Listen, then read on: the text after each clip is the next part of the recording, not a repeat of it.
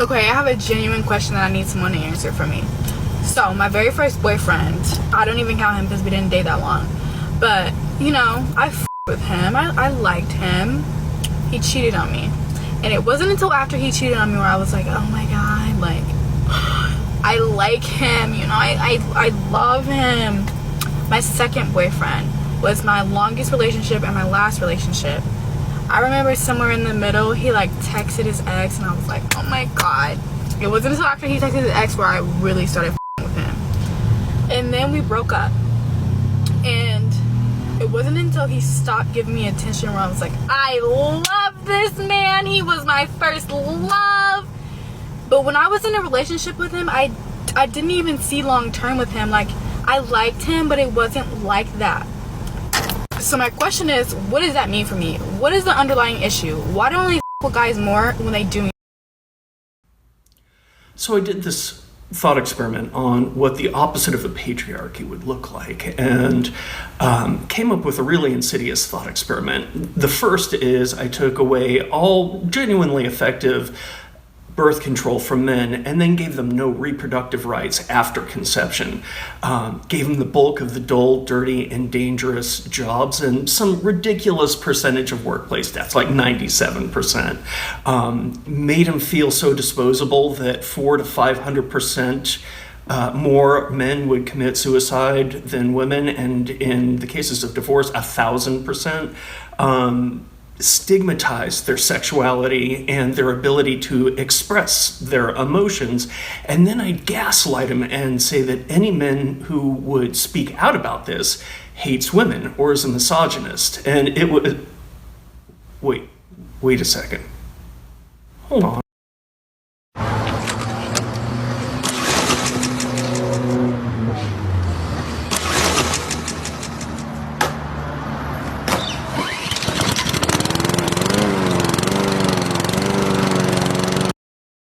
My sugar daddy sports car is 2 years old, so we decided to trade it in for a newer model, just like he's going to do with me when I turn 30. When we arrived to the Porsche dealership, he had his eyes set on the white car, because it reminded him of my skin before I get a spray tan, all pasty and pale. Though I had my eyes set on the bright orange car to represent the love I have for him until it burns out just like his money. He saw no difference in the colors because he is colorblind, so I went to the car to pout until I got what I wanted. To make up for it, he took me to laser hair removal so I could be a naked mole rat. In March 2020, I broke up with my partner and then 2 days later planned to go to Amsterdam with a girl from Tinder. She said she went to the University of Leeds.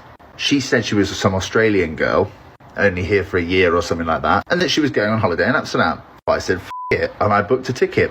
People were wearing face masks and stuff even back then. So I fly there by myself. She's supposedly already out there. When I land, I message her, and she's like, yeah, come and meet me.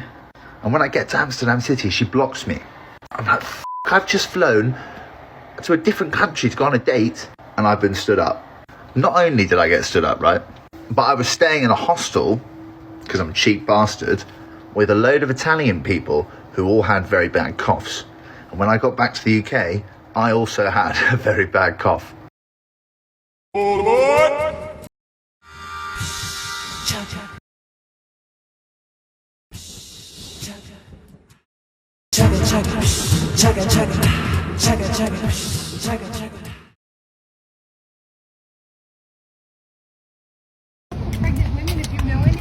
Oh, I actually just killed my baby.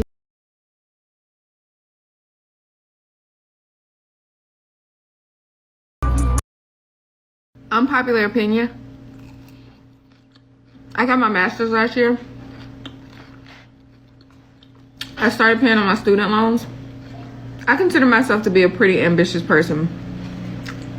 I don't have credit card debt. My car is paid off. I haven't bought a house yet, but I am. I don't think about those student loans. I don't give them a second thought. I make whatever the minimum monthly payment is, and I live my life. I feel like this is gonna come back to haunt me, but I don't care. I don't care at all. Sometimes I think it's just because I don't have the mental capacity to like process that I owe nearly $100,000 in loans. Whatever it is, I don't give a I don't care.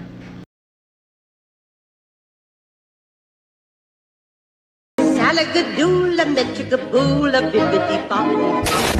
I paid up as in the West. Sorry, I'm not into short guys.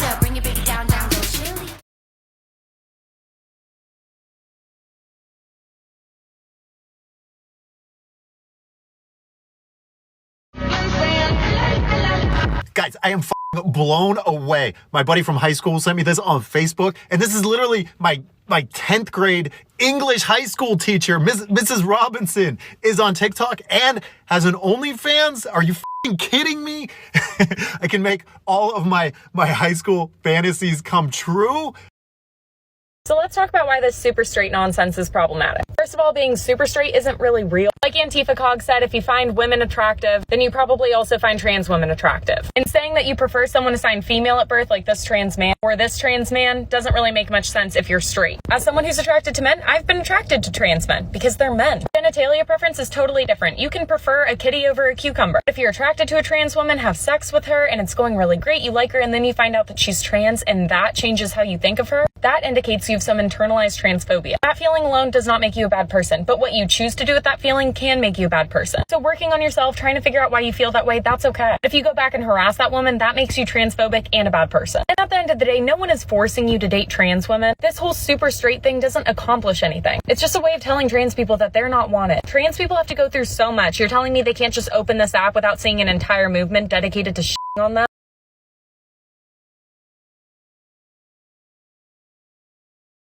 What the fuck is that? What the fuck is that? I can have a baby whenever I want. You can have a baby whenever you want. We're gonna meet our people at a certain time in our lives. This town is too fucking small for us to meet our soulmates. I'm sorry. He might be one of them, but like you have many soulmates throughout your whole life. Like you never have one soulmate. I don't care what anyone says. You never have one soulmate. How to finally attract an alpha male who treats you like a queen. Before I tell you how to do this though, let's talk about why you keep attracting boys. Here's the thing. Real men want to do things for you. Okay, they want to plan the date, pick up the bill, call you an Uber. So if you start getting all defensive and being like, no, I can do that for myself, then he's gonna feel like he adds no value into your life. And you're gonna end up attracting people who use you. So instead, what you need to do is stop resisting and start receiving. It's as easy as saying thank you with a smile. Okay, so is anyone single and free tomorrow night? Because I have either 14 or 16 ounce ribeyes. They're bone in. And then I have like, I think a pound and a half maybe of scallops. And I'll go buy vegetables. I didn't buy them yet, but I'll go buy them. Does anybody want to have like a dinner date? Like maybe cuddle? Watch some Netflix? I'm gonna cook it. How is this so hard to find? Here's why I am not paying my wedding off early. So what I mean is that we are paying for our wedding in cash. The first deposit is due today, and the team emailed me and said, hey, do you want to just make the deposit amount that is due, which is like $5,000, or do you want to make the full amount? It might be easy to think, well, might as well, I have the money, might as well make the full amount, might as well get it taken care of. But here's the reason why I'm not doing that. The rest of the amount due is $15,000. Don't come at me for how much I'm spending on my wedding. Mind your business. If I were to pay that off today, cool, it's done with. But the alternative option is to keep that money because it's not due until next year and put it into a high yield savings where I'm averaging about 1.9%. Let's round it up and say 2%. So over the next year, by holding on to that money before I'm making that payment, I'm making an extra $300, which is why you should open a high yield savings account.